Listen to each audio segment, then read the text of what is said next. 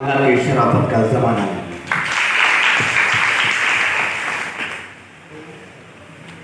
Stage पर बैठे बाबा भीमराव अंबेडकर साहब के संविधान को जो इस मुल्क के लोग तोड़ने मरोड़ने की कोशिश कर रहे हैं, उनको बचाने के लिए सिद्धांत मौर्य जी और भारतीय विद्यार्थी मोर्चा के बाकी स्टेज पर बैठे पदाधिकारी और इस हिंदुस्तान की आवाम और सामने बैठे स्टूडेंट और हिंदुस्तान के मुस्तकबिल और इस मुस्तकबिल के आईएएस, आईपीएस, डॉक्टर्स, इंजीनियर, सबको अस्सलाम वालेकुम व रहमतुल्लाहि व बरकातहू। आदाब, नमस्कार।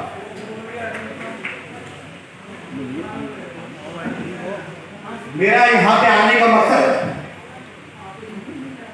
उस बाबा साहब अंबेडकर जिन्होंने इस मुल्क को संविधान दिया, जो इस मुल्क के अंदर बहुत अच्छी तरह से सन 2014 से पहले चला आ रहा था, लेकिन सन 2014 के बाद से इस मुल्क के अंदर जो मौजूदा हालात आप लोग देख रहे हैं, और इस पे लगातार इसी विषय पर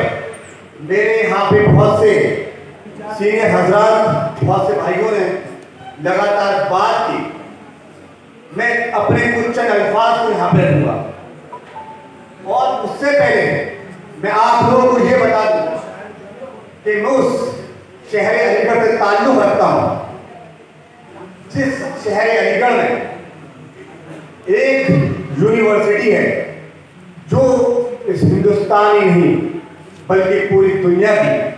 मशहूर तरीन यूनिवर्सिटी है, जिसका नाम अलीगढ़ मुस्लिम यूनिवर्सिटी है। मैं उस यूनिवर्सिटी से रिसर्च की तालीम, एजुकेशन हासिल कर रहा हूँ, और सौभाग्य से मेरा सोशल वर्क से पीएचडी करना हो रहा है। तो मैंने इस अलीगढ़ मुस्लिम यूनिवर्सिटी में जब से रिसर्च स्कॉलर की हैसियत से खत्म रखा, तो मैंने ये सोच लिया था कि बाबा भीमराव अंबेडकर साहब के बनाए हुए संविधान के लिए इस हिंदुस्तान के कोने कोने में जाकर लड़ूंगा, और आखिरी साथ सब मर के इस दुनिया से अलविदा लूंगा, लेकिन पीछे नहीं। लेकिन अफसोस की बात यह है कि आजकल जो हिंदुस्तान के मौजूदा हालात हैं, हमारे भीमराव अंबेडकर साहब के संविधान को नस्तनाबूद करने की कोशिश की जा रही है, लेकिन ऐसा होने नहीं दिया जाएगा। जितना भी मैंने अभी तक संविधान पढ़ा है और समझा है, मैं इतना जानता हूँ और समझता हूँ कि इस हिंदुस्तान के अंदर अगर 48 घंटे के लिए ईमानदारी से संविधान को लागू कर दिया गया, तो इस हिंदुस्तान को पूरी दुनिया के अंदर ताकतवर देश बनाने से कोई नहीं रोक सकता है। मैं आपको हकीकी तौर पर बता रहा हूँ और सच्चाई तौर पर बातें कर रहा हूँ ये बात कि अगर 48 घंटे के अंदर सिद्धांत मौर्य जी अगर ईमानदारी से लागू कर दिया जाता है, तो पूरी दुनिया का सबसे डेवलप और सबसे ताकतवर देश बनने से इस पूरी दुनिया के कितने भी ताकतवर लोग आ जाएं, लेकिन हमारे मुल्क को सबसे अफजल और सबसे बड़ा और सबसे डेवलप देश बनाने से कोई नहीं होता है। ये हकीकत भी है और सच्चाई भी है। मैं ज्यादा लंबी चौड़ी तकरीर या बात करने नहीं आया हूँ, और इत्तेफाकन जो मेरे यहाँ पे सीनियर हजरात है, मैं आपको ये बता दूं कि यूनिवर्सिटी की राजनीति के बाद मेरा ये पहला कार्यक्रम है जो मैं यूनिवर्सिटी के बाहर कर, और भारतीय विद्यार्थी मोर्चा के बीच संगठन में आने का मुझे मौका मिला। इसके लिए मैं बहुत ज्यादा आप लोगों का आभारी हूँ और शुक्रगुजार हूँ, और मैं यही चाहता हूँ कि मैं आपके साथ मिलके आपकी नीतियों को समझ के इस हिंदुस्तान के कोने कोने में जाऊं और इस नीति को समझाऊं, और कोशिश करूं कि बाबा साहब अंबेडकर साहब का जो संविधान है, इसको पूरी दुनिया के कोने में जाकर पूरे हिंदुस्तान के अंदर जाके बच्चे को बताया जाए कि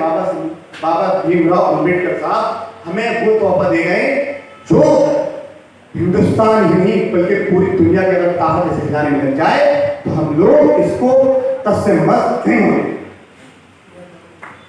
अब बात आती है यूनिफॉर्म सिविल कोड की, तो मैं इस पे कुछ सवालात हिंदुस्तान की मौजूदा सरकार से करना चाहता हूं और मेरी यहाँ बैठे सारे स्टूडेंट्स और भारतीय विद्यार्थी मोर्चा के सभी हिंदू मुसलमान सिख ईसाई की अपील है कि आप सोशल मीडिया को इस तरीके से इस्तेमाल करें कि वो हिंदुस्तान के हर घर के बच्चे के कोने कोने में हक की आवाज बने और ये बताया जाए कि बाबा भीमराव अंबेडकर साहब का संविधान है वो संविधान है, अगर उस पर अमल कर लिया जाए तो हाँ हिंदुस्तान के हर बच्चे को यही सोचना चाहिए कि ये वो संविधान बाबा अम्बेडकर हमें तोहफे में दे रहे हैं कि जिसकी वजह से हम हिंदुस्तान में आने वाले वक्त में अमल और चैन से रहेंगे। तो मेरे सवाल इस मौजूदा सरकार से ये है कि यूनिफॉर्म सिविल कोड की जरूरत किस लिए पेश आई, इसका हिंदुस्तान के विकास से क्या लेना देना है। एक सवाल ये है,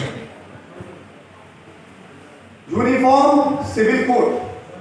लागू करने से इस मुल्क में किस शख्स का भला हो सकता है। इस शख्स में सिर्फ 4 ही लोग हैं जिनका भला हो सकता है। एक है नरेंद्र मोदी जी, एक है अमित शाह जी, और जो इनकी सरकार को पीछे से 2 लोग सपोर्ट कर रहे हैं, एडवाणी और इनके दूसरे